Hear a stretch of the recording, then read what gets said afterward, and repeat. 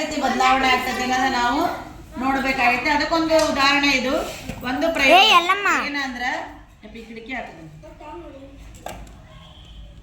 ನಾವೊಂದು ಏನ್ ತಗೊಂಡೇವಿ, ಇದು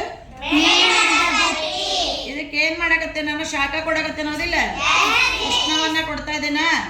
ಈಗ 1 ನಿಮಿಷ ಇದನ್ನ ನಾವು ಉರ್ಸಾನ, ಏನಾಗ್ತತಿ ನೋಡೋಣ. ಈಗ ಮೇಣದ ಬತ್ತಿ ಘನ ವಸ್ತು, ಅದು ಎಂತ ವಸ್ತು ಇದು?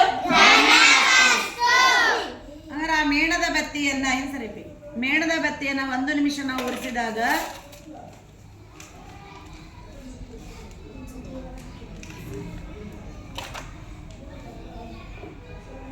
ಬೇಕಂದ್ರೆ ನಾ ಹಿಂಗೆ ಹಿಡಿತೇನೆ ನೋಡ್ರಿ. ಇಲ್ಲಿ ನೋಡ್ರಿ, ನೀರು ಅಂದ್ರೆ ಯಾವ ಸ್ಥಿತಿ? ಅದು ದ್ರವ ಸ್ಥಿತಿ.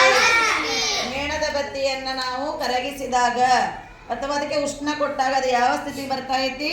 ದ್ರವ ಸ್ಥಿತಿ. ಸುಡ್ತದ ಕೈ ಹಿಡಿಬೇಡ. ದ್ರವ ಸ್ಥಿತಿ ಬರ್ತಾ ಇರ್ತೋದಿಲ್ಲ. ಅದನ್ನ ಕೆಳಗೆ ಇಟ್ರೆ ಕೆಳಗ ಇಲ್ಲಿ ಬೀಳ್ತತಿ. ಆದ್ರ ಅಲ್ಲಿ ನಾ ಕೆಳಗೆ ಹಾಕಿದ್ದೀಗ ಯಾವ ಸ್ಥಿತಿಯಲ್ಲಿದೆ? ಅದು ಘನ ಹೋಗಿ ಯಾವ ಸ್ಥಿತಿಯಲ್ಲಿ ಆಯ್ತು? ಶಾಖ ಕೊಟ್ಟಾಗ ದ್ರವ ಸ್ಥಿತಿ. ಅದನ್ನ ಮತ್ತೆ ನಾವು ತಣಿಯಲ್ಲಿ ಬಿಟ್ಟಾಗ ಅದು ಏನಾಗತಿ? ಮತ್ತು ಘನ ವಸ್ತುವಾಗಿ ಏನಾಗತಿ? ಬದಲಾವಣೆ ಆಗುತ್ತದೆ. ಇನ್ನೊಂದ್ಸಲ ನೋಡ್ರಿ ಯಾವ ರೀತಿ ಕರಗಿದು ದ್ರವ ಆಗೈತದ ನೋಡ. ಇಲ್ಲ ಯಾವುದು ಯಾವುದು ಇದು? ಇದು ದ್ರವ ವಸ್ತು. ಘನ ಹೋಗಿ ಏನಾಗಿ ಬದಲಾವಣೆ ಆಯ್ತದು? ಅಲ್ವಾ? ಸರಿ, ಈಗ ನಾವ್ ಇದನ್ನ ಆರಿಸೋಣ, ಅದನ್ನ ನೋಡೋಣ. ದ್ರವ ಹೋಗಿ ಹೆಂಗ ಘನ ಆಕತೆ ಅನ್ನೋದನ್ನ. ಇಲ್ಲದ ಇನ್ನೊಂದ್ಸಲ ಈಗ ನೋಡ್ರಿ, ಇದು ಗಟ್ಟಿಗೈತಿ. ನೋಡ್ರಿ, ಇದು ಗಟ್ಟಿಗೈತಿಲ್ಲ? ಗಟ್ಟಿಗೈತಿಲ್ಲ? ಮತ್ತದನ್ನ ತಣ್ಣಗಾಗಕ್ ಬಿಟ್ಟಾಗ ಅದ ಏನಾಕತಿ? ದ್ರವ ಹೋಗಿ ಏನಾಗ್ತದೆ? ಘನವಾಯಿತು. ದ್ರವ ಹೋಗಿ ಏನಾಯ್ತದು? ಘನವಾಯಿತು. ಮೇಣದ ಬತ್ತಿ ಒಂದು ಘನ ವಸ್ತು, ಅದಕ್ಕೆ ಉಷ್ಣವನ್ನು ಕೊಟ್ಟಾಗ ಅದು ಕರಗಿ ದ್ರವವಾಯಿತು.